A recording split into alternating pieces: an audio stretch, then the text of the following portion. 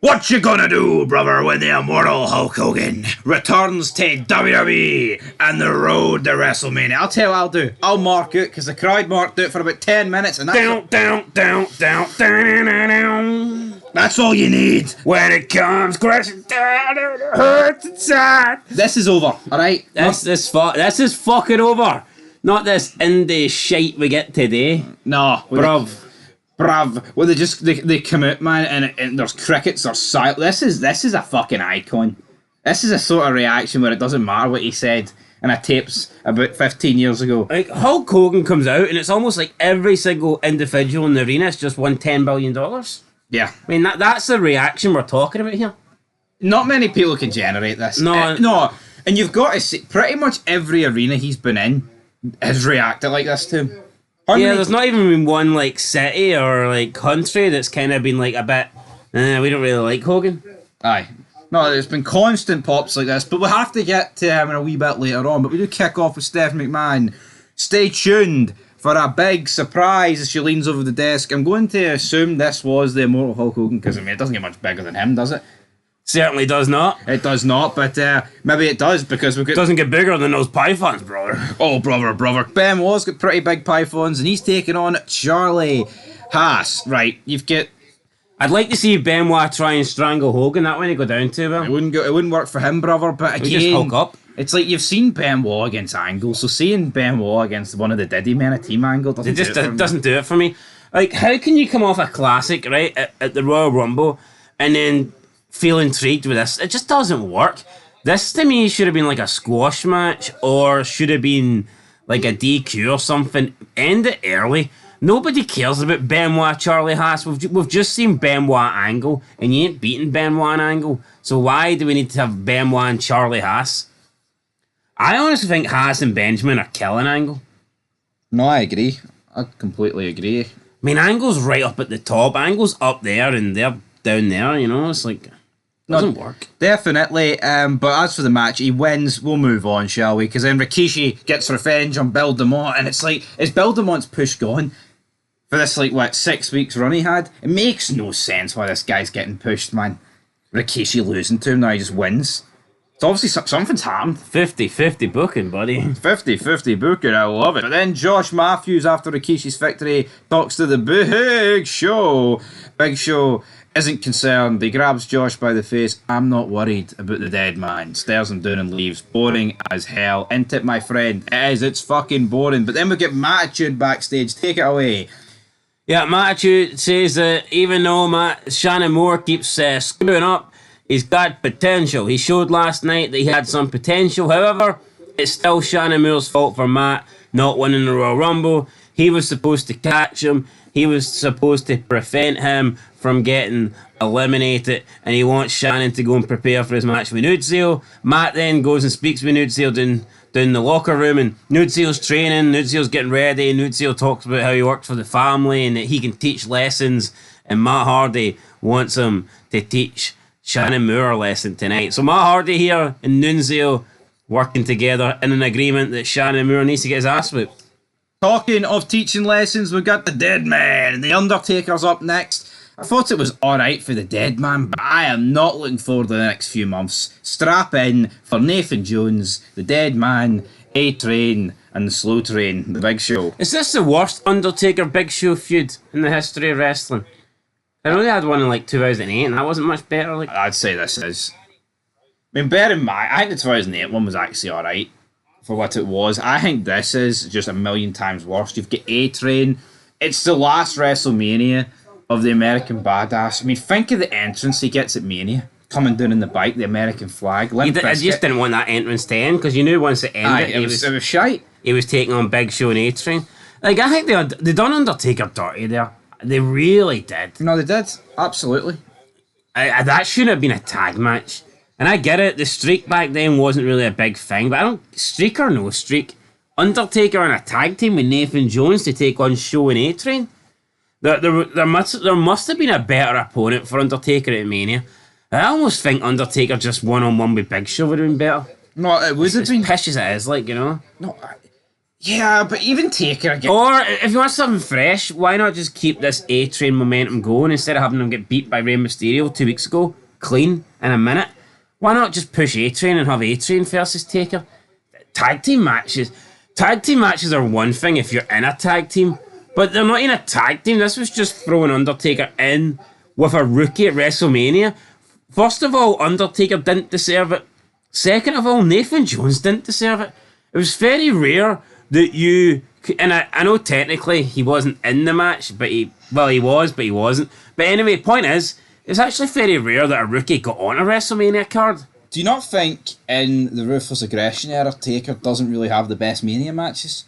I think 7 and 08 are good, but I mean, Mark Henry, Orton, Kane, that one, the tag match I'm on about, and then Ric Flair, they're not exactly, they're not exactly what they once were for the Dead Man. But then, I would spin that level opponent.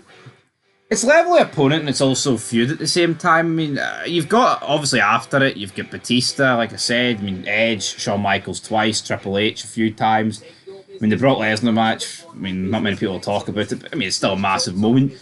Attitude era, you've got the match against Kane. Alright, Sid Vicious, that's a wee bit mince. Who did he take on in 99? Bossman? Oh, that is a bit bogging. Well, I mean, the more you look at it, you could argue that half of the Undertaker's streak at Mania is pretty shite. Yeah, I mean... But then, I think that's just to be expected. You've got a streak that's going on, 20 odd years in wrestling. Well, when you have that many matches, you can't expect everyone to be great. Exactly, but Big Show comes out, yeah, there's A-Train, and then just whips fucking A-Train out. Undertaker. You want me, you ain't getting me, but you can get this runaway train. Then the A-Train comes out. A-Train takes on the Undertaker. Undertaker defeats A-Train. A-Train kicked out of the... Was it the last? Not the last, right? What move did he kick out of? Was it not a chokeslam? I think he kicked... maybe it just was a generic bland chokeslam. So A-Train... It's the Undertaker doing it. True. A-Train kicks out the chokeslam, but then he taps out a minute later. So it's right, okay. If you want to build A-Train, losing to a chokeslam, I think, is more impressive than getting tapped out. But whatever. Match 9, Edge versus Shelton Benjamin with Charlie Haas. Edge wins.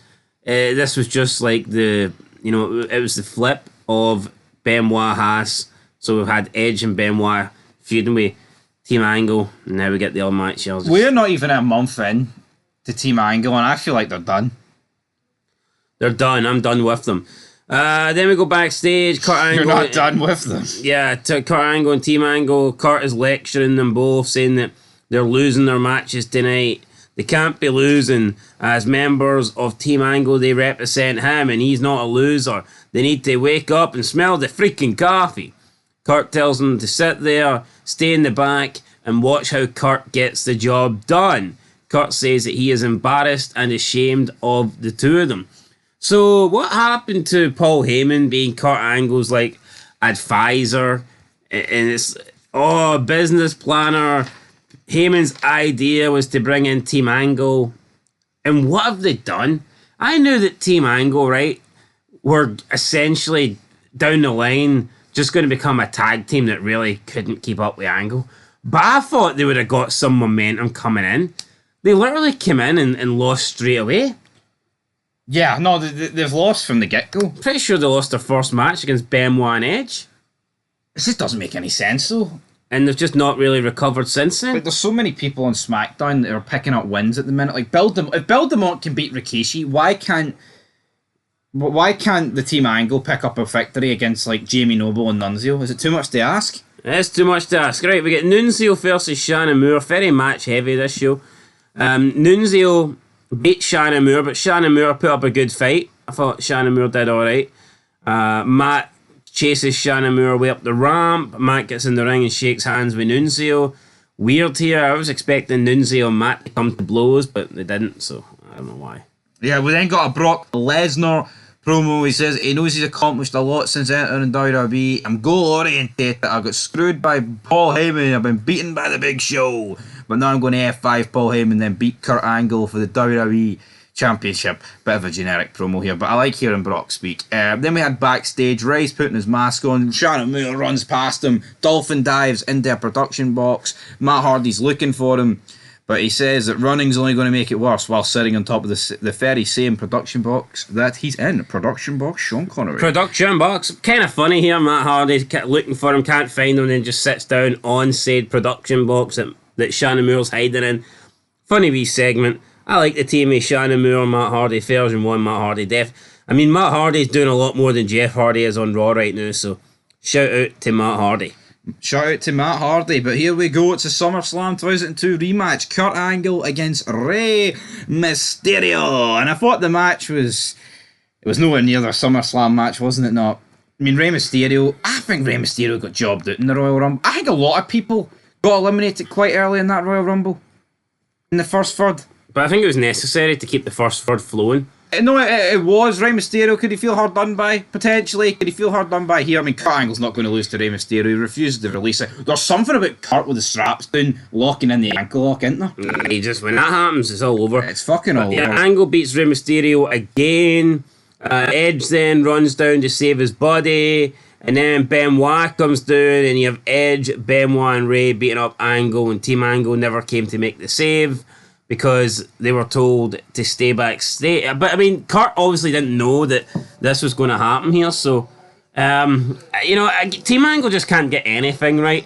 I mean, they can't win matches, and they can't save Kurt Angle from 3-on-1 beatdowns. So, like, what is the point, really? Charlie Haas, Shelton Benjamin, what are you good for? Like, and it looks like absolutely nothing. They're supposed to be good at wrestling, but they're losing every match they're in.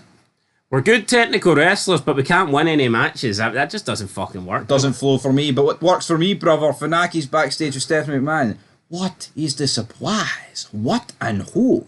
She's like, you'll find out next. Then it pans to a Hulkamania poster on the wall, brother. Bet you the ratings quota for this went skyrocketed when everyone heard that the immortal Hulk Hogan was there. And he enjoys a 12-minute standing ovation. Who else could do this, man?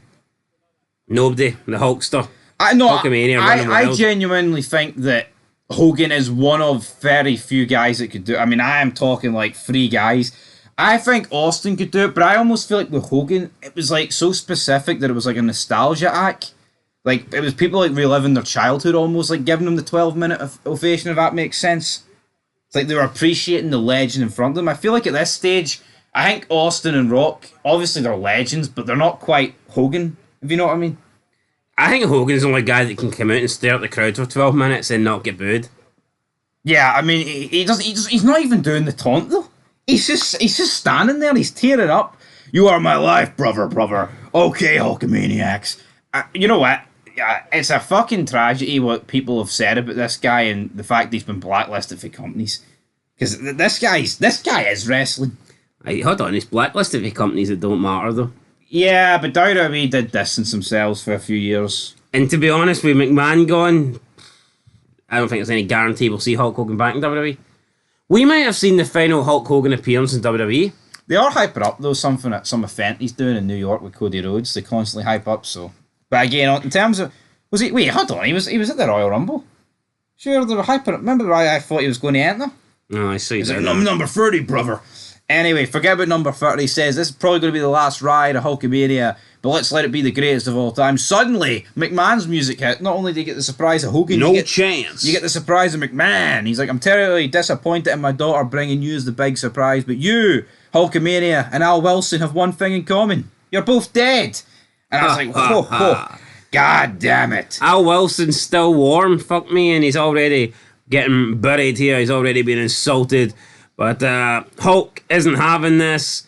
Hulk then says, you know what, you've just gave me an idea, McMahon. There's a superstar that I want to take on, and that one is Vince McMahon. So Vince says he doesn't answer to Hulk Hogan, and he sure as hell doesn't answer to the fans. Vince says the only one he answers to is pretty much himself, God. Vincent Kennedy McMahon, and Hulk says, well, let me help you make up your mind there, buddy. And Hulk knocks out Vince McMahon because that works for him, brother. Hulk then rips off his shirt and he throws it onto Vince's face and he does some flexing and Vince is just laid out there thanks to a punch for the Hulkster. So, yeah, Very good stuff. What a main event here. Great to see Hulk Hogan back. What an ending, you know, the ovation alone, just seeing these two guys. I'm really looking forward to this feud. I know there will be the right place at the wrong time promo, right? But, I mean, let's put it in perspective. You're going to get Hogan against Rock at the next pay-per-view with McMahon involved. Then, at Mania, you're getting McMahon against Hogan. If that doesn't guarantee good television, what does? Yeah, we can't complain. There's good stuff ahead. I think, I don't think the show was horrible, but I do think this final segment saved the show, so I'm going to give it a 6 out of 10. Now I'm going to give it a 7, so there you go, 6.5 out of 10, guys. Up next, we have got Raw, and I believe the return of The Rock. So until next time, the big stars are coming. They didn't hang about in 2003, didn't they not? No, this is a real Mania season. Aye. Bringing back the biggest guns to ever fucking fire Grace. in wrestling history. Oh, aye.